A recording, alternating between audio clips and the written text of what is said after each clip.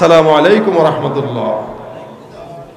নারে তাকবীর, আল্লাহু আকবার, নারে তাকবীর, আল্লাহু আকবার। খতিবুল উম্মাহর আগমন, কুয়াকাটা হুজুরের আগমন, প্রধান মেহমানের আগমন।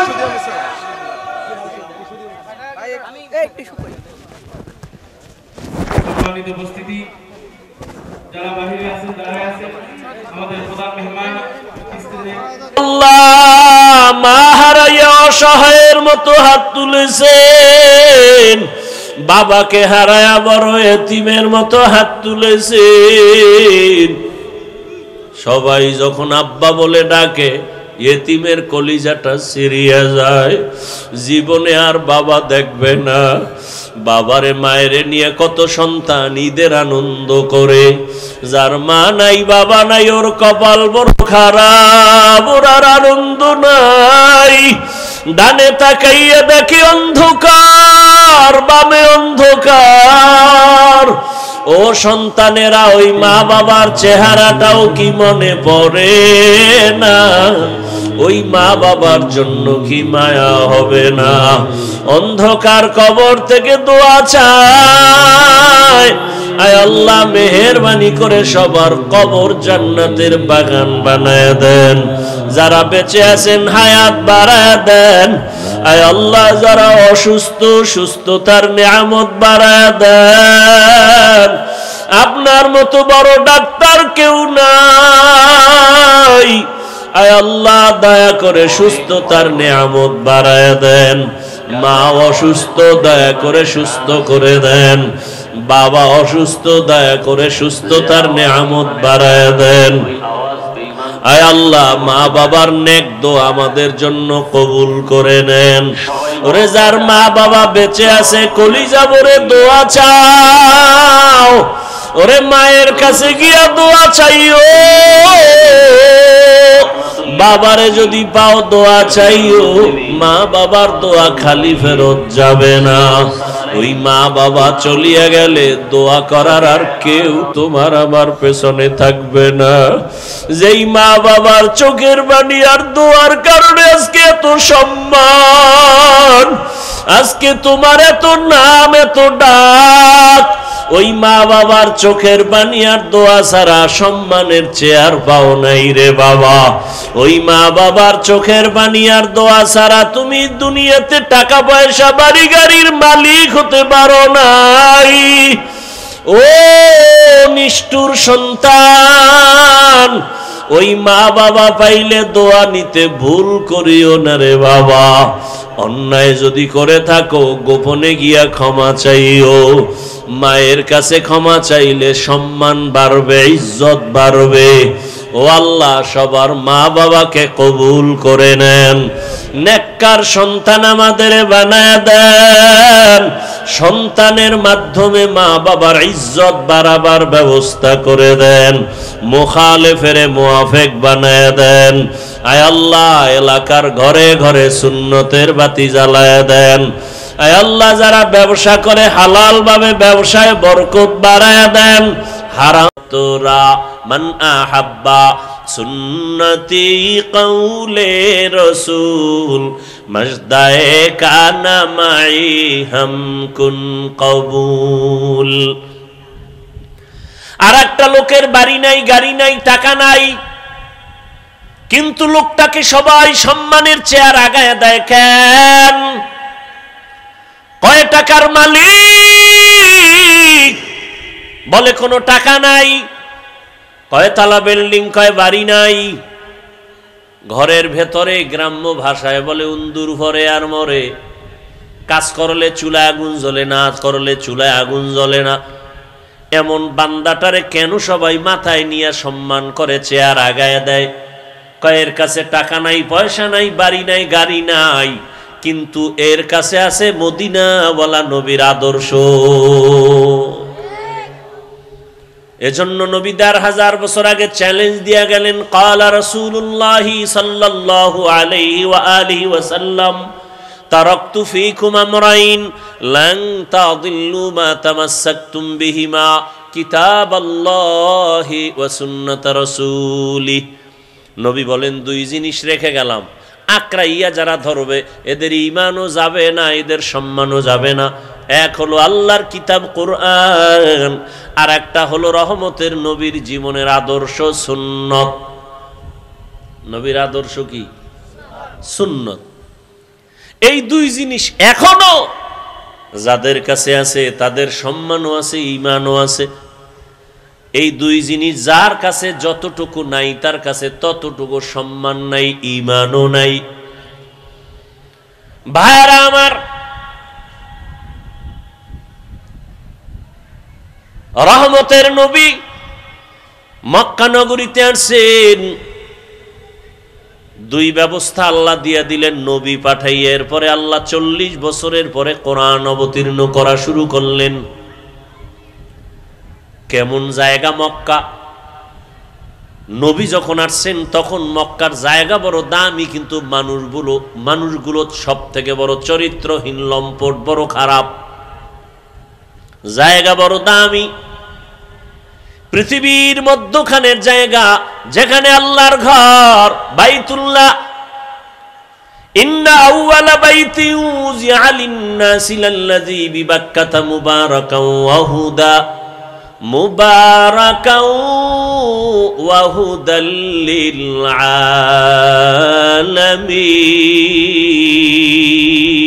আলামিন। এমন একটা ঘর আল্লাহ বানাইলেন, পৃথিবী নামক গ্রহ আল্লাহ বানাইয়া প্রথম ঘর, এমন একটা ঘর আল্লাহ বানাইলেন যে ঘর হেদায়াতের ঘর, ইবাদতের ঘর, যেই ঘরের দিকে তাকাইলে সওয়াব, যেই ঘর শুধু দেখবে তাকায়া বাইতুল্লাহ সওয়াব, যেই ঘরের আঙ্গিনার মধ্যে বসে একবার যদি বলে আল্লাহ, 1,00,000 বার আল্লাহ বলার সওয়াব, যেই বাইতুল্লাহর এরিয়ার মধ্যে বসে যদি একবার কেউ বলে লাব্বাইক, 1,00,000 বার লাব্বাইক বলার সওয়াব, যেই এরিয়ার মধ্যে একটা সেজদা দিলে 1,00,000 সেজদার সওয়াব। এমন একটা ঘরের পার্শ্বের মানুষগুলো চরিত্রহীন, চরন্ত খারাপ। কতটা খারাপ ভাষা নাই বলার, লজ্জার কারণ। এত খারাপ, নারী আর পুরুষ উলঙ্গ হইয়া একত্রে বাইতুল্লাহর দেওয়ালটাকে তাওয়াফ করে। কতটা খারাপ! অথচ মসজিদ দেখলে কোন হিন্দু মহিলাও যদি মসজিদের কিনারা দিয়া হেঁটে যায়, মাথার কাপড় টেনে দেয়, মসজিদ সম্মান করে। ওরা কত খারাপ যে বাইতুল্লাহর সামনের দেওয়ালটারে পুরা তাওয়াফ করে নারী পুরুষ একসাথে, আবার সব উলঙ্গ। কেন? এর কেনরও জবাব আছে। কেন করে? বলে ওরা অন্যায় করে, কাপড় না পাক, পোশাক না পাক, বাইতুল্লাহ পাক, এই জন্য নাপাক কাপড় নিয়ে বাইতুল্লাহর কাছে যায় না, সম্মান করে। আমগো দেশে কয় অতিভক্ত, এর নাম চোর। অতিভক্তের নাম চোর। ভাইরা আমার, শুধু তাই না, এরা কোনো পশু জবে করলে রক্তগুলো বাইতুল্লাহর দেওয়ালে মেখে দেয়, মনে করে এটা বরকত। তাহলে আমার জবাইটা কমপ্লিট, কবুল হয়ে গেছে। আল্লাহ আয়াত নাজিল করে বলেন, নবী জানায়া দেন, লা ইয়ানালাল্লাহা লুহুমুহা ওয়ালা দিমাউহা ওয়ালাকিন ইয়ানালুহুত তাকওয়া মিনকুম। এই পাপিষ্টরা, তোদের রক্ত আর গোশত আমার কাছে দাম নাই, আমার কাছে একমাত্র দাম হলো তোর অন্তরের তাকওয়া, ভয়। কোরবানিটা দাও গোশত বেশি খাওয়ার জন্য নাকি আল্লাহকে খুশি করার জন্য? এটা আমি দেখার, এটাই তোর কোরবানির মূল। কত বড় গরু কোরবানি দিলা, কত কেজি গোশত হলো, আমি আল্লাহ এটা দেখি না, আমি দেখি তোমার অন্তরের মধ্যে আমি আল্লাহর ভয় আছে কিনা। হর কে দারত খৌফে হকদার দিল মদম জান্নাতুল মাওয়া দেহাদ উরা মাকাম। মক্কার মানুষ আর কত খারাপ! বলে ওরা নারীদের পছন্দ করে না। বিধবা নারী সমাজের বাইরে। আম্মা জানেরা মাসে যখন অসুস্থ হয় বিছানা আলাদা করে দেয়, ঘৃণা করে। কন্যা পছন্দ করে না, ছেলে হলে বাবা খুশি, বড় ঈদের আনন্দ করে। মেয়ে হলে বাবা দরজা লাগায়া ঘরের মধ্যে থাকে, বাইরে যায় না, লজ্জা। কন্যা হইছে এই ভয়, এই লজ্জা। রহমতের নবী আসছেন, এত খারাপ জায়গায় রহমতের নবীরে আল্লাহ পাঠাইলেন কেন? যেই জায়গার মানুষ এত খারাপ, ওই জায়গার মধ্যে এত দামি রহমতের নবীকে কেন পাঠাইলেন? বলে যত বড় রোগী তত বড় ডাক্তার, ঠিক নি? ইমামুল আউয়ালিন আল আখিরিন বহরে সদকা রহমাতাল লিল আলামিন সাইয়্যিদুল কাউনাইন খাতমুল মুরসালিন আখির আমদ বুদে ফখরুল আউয়ালিন শুধু ওজুদাস রহমাতাল লিল আলামিন মসজিদে উশুদ হামারো ये জমিন। রোগী যত বড় ডাক্তারও তত বড়। রহমতের নবী কেমন ডাক্তার? বলে শ্রেষ্ঠ ডাক্তার। শ্রেষ্ঠ ডাক্তার কাকে বলে? কয় যেই ডাক্তারের ঔষধ দেওয়ার পরে আর কোনো ডাক্তারের প্রয়োজন হয় না। রহমতের নবী এমন এক ডাক্তার, নবী আইসা এমন ঔষধ দিলেন যে ঔষধ সেবন করলে মানুষ দুনিয়াতেও লাভবান, আখিরাতেও লাভবান। অন্য কোনো ডাক্তারের ঔষধ নেওয়ার প্রয়োজন হবে না। কিন্তু এই জমিনের মধ্যে রহমতের নবীর ঔষধ বাদ দিয়া যারা আব্রাহাম লিঙ্কনের ঔষধ গণতন্ত্রে কলিজায় ঢুকাইছে, ওরা জায়গায় জায়গায় জুতার বাড়ি খাইতেছে। আসতে বলেন কেন? আব্রাহাম লিঙ্কনের আদর্শ গণতন্ত্র রহমতের নবীরটা বাদ দিয়া নিচে কপাল পুড়ে গেছে। লেনিনের আদর্শ নিচে নবীরটা বাদ দিয়া কপাল পুড়ে গেছে। কালমার্সের আদর্শ নিয়ে নবীরটা বাদ দিছে, কপাল পুড়ে গেছে। জমিনের মধ্যে নবীর আদর্শ বাদ দিয়া ভিন্ন কোন আদর্শ যারা গ্রহণ করেছে, এরা মরার আগেই মরে গেছে। এদের ইজ্জত সম্মান সব নষ্ট হয়ে গেছে। আল্লাহর জাতের কসম, এ জমিনে একমাত্র রহমতের নবীর আদর্শ ছাড়া আর সুন্দর ভালো আদর্শ কারো মধ্যে নাই। রহমতের নবীর আদর্শ কত সুন্দর! কাউকে গালি দেওয়া যাবে না। কেউ যদি তোমাকে গালি দেয় জবাব দিও না, ধৈর্য ধারণ করো। নিজের হাতে বিচার নিও না, আসমানে ছেড়ে দাও। আসমান থেকে বিচার হবে, কঠিন বিচার, যা ফিরাইতেও পারবে না। ধৈর্য ধরে তুমি চুপ থাকো।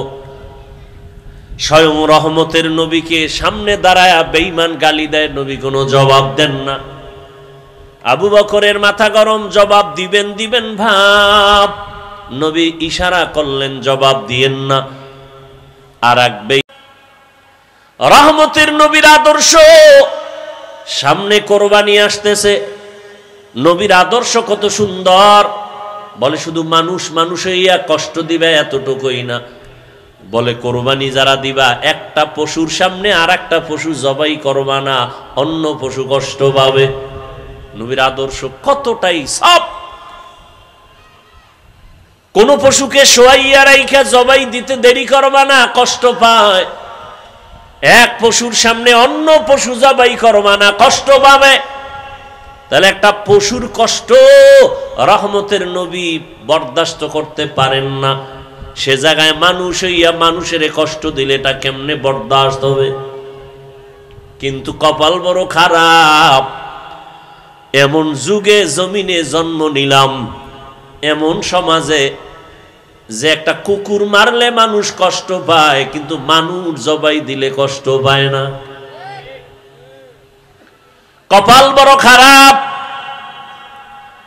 রহমতের নবীর আদর্শ এতটাই সুন্দর, জীবনে নবী একটা মিথ্যা কথা বলেন নাই, ঘোষণা দিলেন মিথ্যা বলবা না, হারাম। নবীও বলেন নাই, কাউকে বলার অনুমতিও দেন নাই। নবী কতটা সরল। মসজিদে নববীর মধ্যে বসে আছেন, শরীরের মধ্যে একটা জামা লাগানো, হঠাৎ একটা বাচ্চা ঈশা ডাক দিছে দরজার সামনে, ইয়া রাসূলুল্লাহ, আমারে আম্মু পাঠাইছে। আম্মু কি চাও? আমার আম্মু একটা জামা চাইছে, কুর্তা। নবী বললেন, আমার কাছে এক্সট্রা কুর্তা নাই, জামা নাই। বাচ্চা চলে গেল। কিছুক্ষণ পর আবার ঘুরে দিয়ে ঈশা বলেন, ও দয়ার নবী, আপনার শরীরের মধ্যে যেই জামাটা আছে আমার আম্মু সেই জামাটাই চেয়েছেন। রহমতের নবী কেমন দয়ার নবী, নিজের জামাটা খুইলা দিয়ে দিছেন, খালি বডি নিয়ে নবী বসে আছেন। আপনি দিবেন? এই নিজের খানা অন্যকে দিবেন? এই মানুষ তো জমিনে নাই, নিজের গায়েরটা খুইলা দিবে এমন কেউ নাই। রহমতের নবী নিজের গায়ের জামাটা খুইলা দিলেন, খালি গায়ে বসা। হযরত বেলাল আসছেন আজান দেওয়ার জন্য, নজর পড়ে গেল রাসূলের দিকে, শরীরে পোশাক নাই, নবীর গায়ে জামা নাই। বেলাল লজ্জায় অন্য দিকে চলে গেলেন। জিব্রাইল এসে হাজির, আয়াত দিয়া দিলেন, ও নবীকে জানায় দাও, জিব্রাইল জানায় দাও, নবী যেন এত বেশি দান করে না যাতে লজ্জা পেতে হয়, আবার এত বেশি হাতটাকে যেন মুষ্টিবদ্ধ করে রাখে না যাতে বদনাম হয়। সূরা বনী ইসরাইলে আয়াত দিয়ে আল্লাহ পাঠায়া দিলেন। রহমতের নবী কতটা আদর্শওয়ালা নবী আমার। রহমতের নবীর আদর্শ দেখে মক্কার সব বেঈমান পাগল হয়ে গেল। এর মতো ভালো একটা সন্তান নাই। দীর্ঘ 40টা বছর নবীজির আদর্শ দেখা সব কুফুর, সব কাফের, সব মুশরিক মূর্তি পূজা করে। নবী কি এগো বলছে সি সি কাছে আসবা না? বলছে? কথা বলেন না কেন? আপনি কি করেন? আপনি তো মুশরিক তো দূরের কথা, কাফের তো পরে, খালি মাঝে মাঝে নামাজ ছাড়ে। এর দেখে আপনি কেন দূর দূর দূর, তুই বেনামাজি আসবি না কাছে। আমনের নামাজ কবুল হইছে গ্যারান্টি কি? এত মাস্তানি ভাব কেন? রহমতের নবী মুশরিকের বুকে লাগায়, কাফেরের নবী আলিঙ্গন করেন, আর তুমি মুমিন মুসলমান হইয়া আর এক মুসলমানের সালাম পর্যন্ত দাও না। স্বার্থে আঘাত লাগছে, সালাম দেয় না। আছে না নাই? তোমার দোকানের পাশে আর একটা দোকান, তুমি মুদি দোকানদার, তোমার পাশে আর একজন এসে দোকান দিল, কেন সালাম নাই, কালাম নাই, দোয়া ইউনুস পরে ও যেন তাড়াতাড়ি মরে। ঠিক নি? জিন্দেগি মে বন্দেগি তু করনা হে, জিন্দেগি মে বন্দেগি তু করনা হে, जिंदगी बे बंदगी शर्मिंदा है, जिंदगी बे बंदगी शर्मिंदा है। यहाँ हम सब मुसाफिर दिल ना लगा,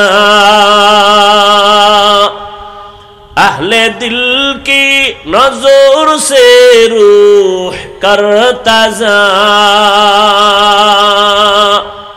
शाह दौलत सब फकीर गर नेक ने है, शाह दौलत सब फकीर गर नेक ने है, जिंदगी में बंदगी तू करना है, जिंदगी बे बंदगी शर्मिंदा है, जिंदगी बे बंदगी शर्मिंदा है।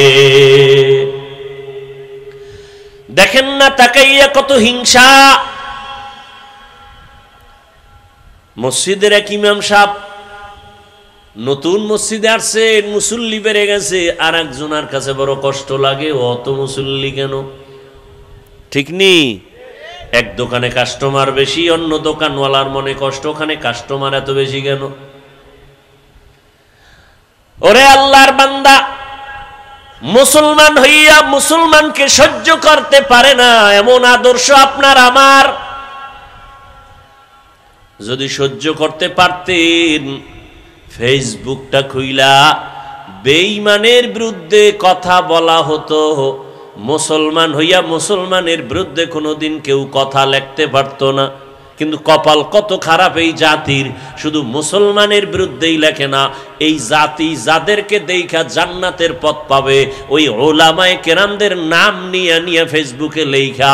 এমন কিছু কুলাঙ্গার বেয়াদবেরা তারা সতর্ক বাণী দেয়, হুজুর আপনি সতর্ক হইয়া যান, আমার লেখা এজন্যই দিলাম, সতর্ক করলাম। ওরে তোর মতো বেয়াদবের অধিকার নাই, একজন আলেমের ভুল ধরবি। আলেমের লোকমা দেওয়ার জন্য আলেম আছে, আলেম সারা আলেমের লোকমা দেওয়া এটা লোকমা নয়, বড় গাদ্দারি আর বেয়াদবি।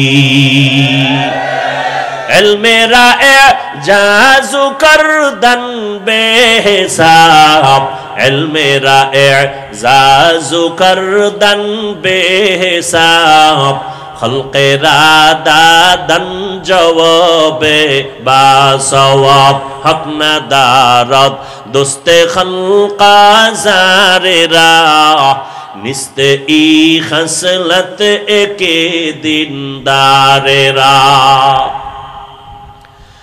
রহমতের নবী মুশরিকের বুকে লাগায় দীর্ঘ 40 বছর নবী কোনোদিন কাউকে বলে নাই নামাজ পড়ো, জিকির করো, তেলাওয়াত করো, কোনো দাওয়াত নাই, শুধু হাসি মুখে ব্যবহার। 40 বছর পরে যখন আল্লাহ কোরআন দিয়েছেন, নবী এবার দাওয়াতের কাজ শুরু করলেন। নবীজির আদর্শ দেখা মক্কার মানুষ কেমন যেন পরিবর্তন শুরু। এত খারাপ, এত খারাপ, এত খারাপ সেই মানুষ এত ভালো, এত ভালো, কিয়ামত পর্যন্ত তাদের স্বর্ণাক্ষরে নাম লেখা। খারাপ মানুষ এত দামি হয়ে গেল। আল্লাহ পাক জিব্রাইলের দিয়া লিস্টি পাঠায় দিয়া কয় নবীরে জানাও, এই লিস্টিতে যাদের নাম আছে ওই সমস্ত নবীর ছাত্র সাহাবা, এরা বিনা হিসাবে জান্নাতি। এত বড় খারাপ মানুষগুলো জান্নাতের টিকিট পাইলেন, নবী এদেরকে এত ভালো বানায় ফেললেন কি বেতের বাড়ি দিয়া, গালি দিয়া। আহ, নবীর ব্যবহার কত সুন্দর, নবীর আদর্শ কত সুন্দর। সেই আদর্শ লালন করলেন সাহাবায়ে কেরাম, তাদের আদর্শ কতই না সুন্দর। রহম দিলওয়ালা নবী আমার, সারা দুনিয়ার মধ্যে অদ্বিতীয় আমার নবী। সেই নবীর যৌবনের বয়স 25 বছর, কিন্তু ওই সময় নবীর তো পৃথিবীর এক শ্রেষ্ঠ রমণী দরকার, সুন্দরী রূপসী এক মেয়ে দরকার, কুমারী। কিন্তু আল্লাহ পাক মক্কার মানুষের সব চরিত্র ঠিক করার জন্য নবীরে পাঠাইয়া দেখাইলেন। নবী ওই বয়সে একজন মেয়েকে বিয়ে করলেন, এক নারী, তাও 2 জন স্বামী বিদায়ের পরে। রহমতের নবী, 2 সন্তানের মা, জননী। ওদিকে আবার বয়সেরও কোনো মিল নাই। রহমতের নবীর বয়স 25, আম্মা জানের বয়স কত? এতটা দেখার পরও যে বেঈমান, যে পশু, যে কুলাঙ্গারের বাচ্চারা বলে মোহাম্মদ যৌবনের তাড়নায় পরে অনেক বিয়া করেছে, ওরে পিটাইয়া এরপরে ওকে কুকুরের নাস্তা বানাইলো, এর ঝাল শোধ হয় না। তুকু যাও সুন্নতে আহমদ কো যা, বা মুহাম্মদ কে বুয়াদ নিসবত তোরা। 40 বছরের রমণী, রহমতের নবীর বয়স 25। ও পর্দার আড়ালের শিক্ষিতা আম্মা জানেরা, আজ আপনার মতো কত মা ঢাকার শহরে স্লোগান দেয় ইসলাম নাকি নারীর অধিকার দেয় নাই, সম্মান দেয় নাই। আবার এদের সাথে কিছু নাস্তিক কুলাঙ্গার চরিত্রহীনেরাও তাল মিলায়। আল্লাহর জাতের কসম, হিন্দুদের ধর্মের কিতাব খুলো, নারীর উপরে জুলুম। ইহুদি ধর্মের কিতাব খুলো, নারীর উপরে জুলুম। খ্রিস্টান ধর্মের কিতাব খুলো, নারীর উপরে জুলুম। একমাত্র নারীর ইনসাফ আর এহসান করেছে, তার নাম হলো ইসলাম। ইসলাম ছাড়া নারীর অধিকার কেউ দেয় না। এরে আম্মা জানেরা, এটা বুঝার মতো মেধা কই? রহমতের নবী বুঝাই দিলেন, আমি এত বড় পাওয়ার ওয়ালা মুহাম্মদ, আমার শারীরিক শক্তি অতুলনীয়, জৈবিক শক্তি অতুলনীয়, মানবিক শক্তি অতুলনীয়। আবার 25 বছর বয়সে আমি 40 বছরের এক রমণীকে বিবাহ করেছি। তাও আবার 2 স্বামী বিদায় হলে 3য় স্বামী আমি। তাও আবার নিঃসন্তান না, 2 সন্তানের জননী। আবার তার গর্ভ থেকে আল্লাহ আমাকে 4টা কন্যা দান করেছেন। খাদিজাতুল কুবরার গর্ভ থেকে 4 কন্যা। নবী বলেন, আমার একটা ছেলেও নাই, আমি 4 কন্যার বাবা। রহমতের নবী বলেন, ও দুনিয়ার বেঈমান মক্কার মুশরিক, তোরা কন্যা পছন্দ করো না। কন্যা হলে বাবা কষ্ট পায়, বউরে গালি দেয়। 1500 বছর পরেও এমন কিছু কুলাঙ্গার আমগো সমাজে এখনো আছে।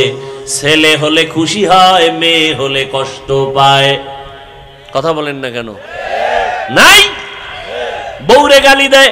সব মাইয়া কেন? কি বউ দিছে? এই দোষ বউয়ের? যদি তুমি দোষ খুঁজতে চাও তো দোষ তো তোমার। এখানে তো বউয়ের দোষ না, দোষ তো তোমার। তোমার রেখে দেওয়া আমানত স্ত্রী বহন করে, তাকে পুরস্কার দাও। আল্লাহ কয় কারো দোষ না, সব কুদরত কার? লিল্লাহি মুলকুস সামাওয়াতি ওয়াল আরদ ইয়াহাবু লিমান ইয়াশাউ ইনাসাও ওয়া ইয়াহাবু লিমান ইয়াশাউ যুকুর আও ইউযাউবিজুহুম যুকরানা ওয়া ইনাসা ওয়া ইয়াজআলু মান ইয়াশাউ আকিমা ইন্নাহু আলীমুন কাদির। আল্লাহ বলেন, আসমান জমিনের ক্ষমতা কার? আল্লাহ বলেন, আমি চাইলে কাউকে ছেলে দেই, কাউকে মেয়ে দেই, কাউকে দোনোটা দেই, কাউকে কোনোটাই দেই না। ক্ষমতা কার? আল্লাহর কুদরত। তুমি স্লোগান দাও, ছেলে হোক মেয়ে হোক, দুটোর বেশি নয়, একটা হলে ভালো হয়। আবার একজন বলি, না হইলে তো আরো ভালো। আল্লাহ কয় না, সন্তান আমি দেই, রিজিকও আমি দেই। মানুষের সংখ্যা যখন কম ছিল, খানার অবস্থাও কম, এখন বাড়ছে, খানার পরিধিও বেড়ে গেছে। 1% জায়গার মধ্যে 50 বছর আগে যেই পরিমাণ ধান হইতো, এখন কম না বেশি? সরকার বাড়াইছে? তোমার আম্মা বাড়াইছে না? কে বাড়াইছে? ওয়াতারযুকু মান তাশাউ বিগাইরি হিসাব।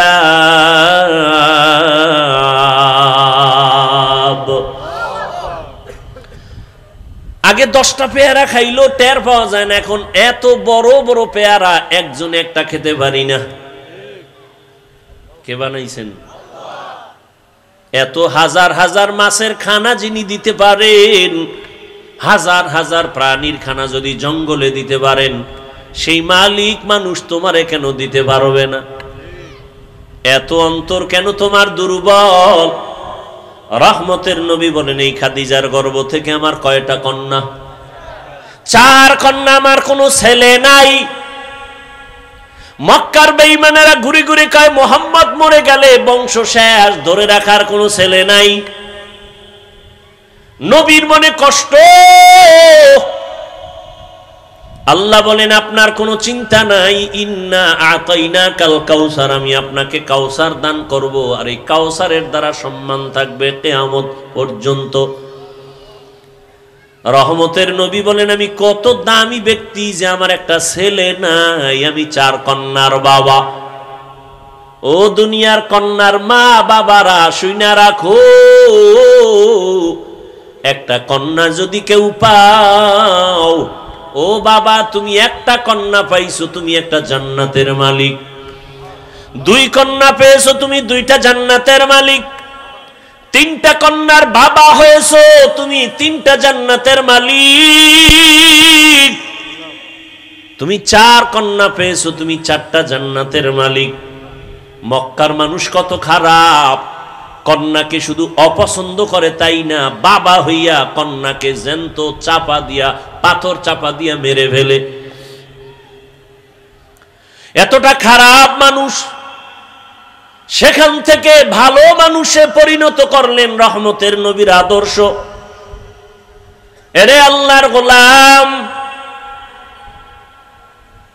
হাসুরের ময়দান এত কঠিন, ওই সময় যদি আমার আল্লাহ জিজ্ঞাসা করেন, হাজারো কোটি কোটি কোটি কোটি মানুষের ভেতরে আমি আজ একজন মানুষ চাই যে সবার সামনে পুরস্কার দিব, কোন মানুষ? বলে যেই মানুষটা প্রথম আমার হাবিবের হাতে কালেমা পড়েছো, দাঁড়াও। আম্মা জানেরা ভালো করে খেয়াল করেন, হাসরের ময়দানে প্রথম আল্লাহ যদি জিজ্ঞাসা করেন নবীর হাতে কে কালেমা পড়েছো, দাঁড়াও, একজন পুরুষও দাঁড়াবার ক্ষমতা রাখবে না। ওই সময় রহমতের নবীর হাতে কে প্রথম কালেমা পড়েছে, এই প্রশ্নের জবাবে একজন নারী দাঁড়ায় বলবে, হে আল্লাহ, তোমার এই কথার আমি সেই ব্যক্তি, একজন নারী, প্রথম মুহাম্মদের হাতে কালেমা পড়েছি, আমি প্রথম নারী ইতিহাসের পৃষ্ঠায়, আমার নাম খাদিজা। নারীর সম্মান কি পরিমাণ ইসলাম দিয়েছে বুঝাবার সময় নাই রে বাবা। কিন্তু আজকে যারা বলে নারীর সম্মান দেয় না, ওরা কি চায়? ওরা চায় নারীদের সামগ্রী বানাবে, জেনা বেবিচার কইরা পুরা দেশটাকে বেশ্যাপাড়া বানাতে চায়।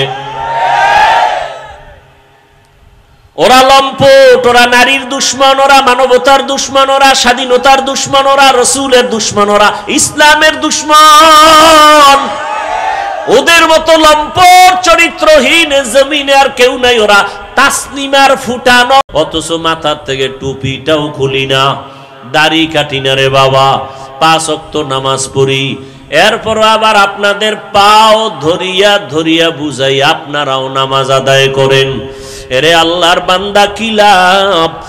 একবারও চিন্তা করলাম না, নিজের বাড়ি নিজের ঘর বাদ দিয়া, চিন্তা বাদ দিয়া আপনাদের পেছনে দৌড়াইয়া পাও ধরে ধরে এত বুঝাই কেন?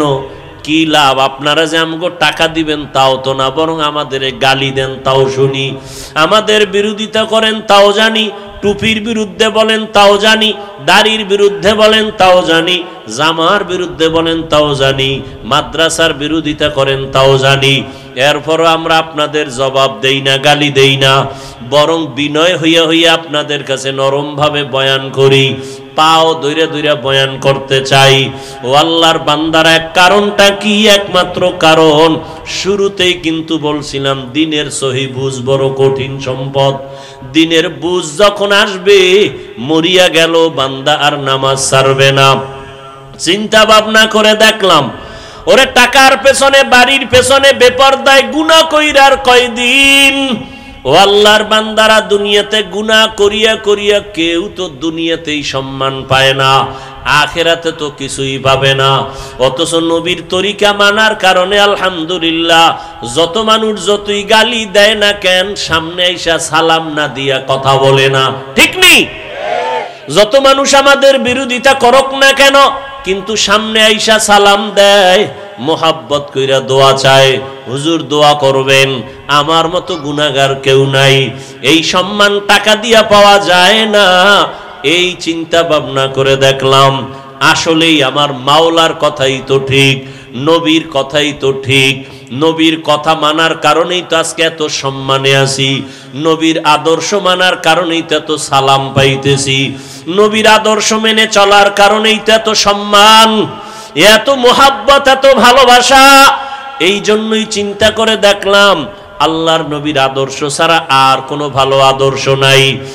আর আল্লাহর কোরআন সত্য, এ কোরআন ছাড়ার সত্য কোনো কিতাব নাই। আল্লাহর কোরআনে স্পষ্ট গুনাহ করলে কি ক্ষতি হবে, নেক আমল করলে কি লাভ হবে তাও স্পষ্ট বলা আছে। ওরে আল্লাহর বান্দারা, চিন্তা ভাবনা করে দেখলাম নবীর হাতে কালেমা পড়িয়া সাহাবায়ে কেরাম জান্নাতের টিকিট হাতে পাইয়া এর পরেও যদি কান্না করেন কবরের ভয়ে, হাসরের ময়দানে দাঁড়াবার ভয়ে। আমার তো নামাজ নাই, রোজা নাই, তেলাওয়াত নাই, কিছুই নাই। মানুষকে দেখাবার জন্য যা করি, আল্লাহর কাছে এমনি কেমন করে দাঁড়াবো, এই চিন্তা করে চোখের পানি ছেড়ে দোয়া চাই, দোয়া করি। ও আল্লাহর বান্দারা, আমরা নামাজ পড়িয়াও কাঁদি, দাড়ি রাখিয়াও কাঁদি, ভয় ভয়। আল্লাহর আযাব বড় কঠিন।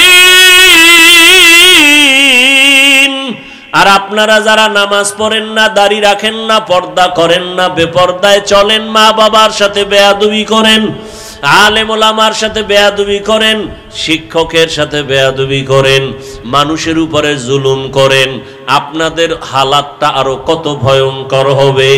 দুনিয়াতেই তো মাওলায় দেখায় দেয়। ওরে টাকা পয়সা নিয়ে জুলুম করিয়া বাড়ি ছাইরা পালায়া গেল। ওরে টাকা পয়সা জুলুম করিয়া কেউ দুনিয়াতে সম্মানে থাকতে পারে নাই।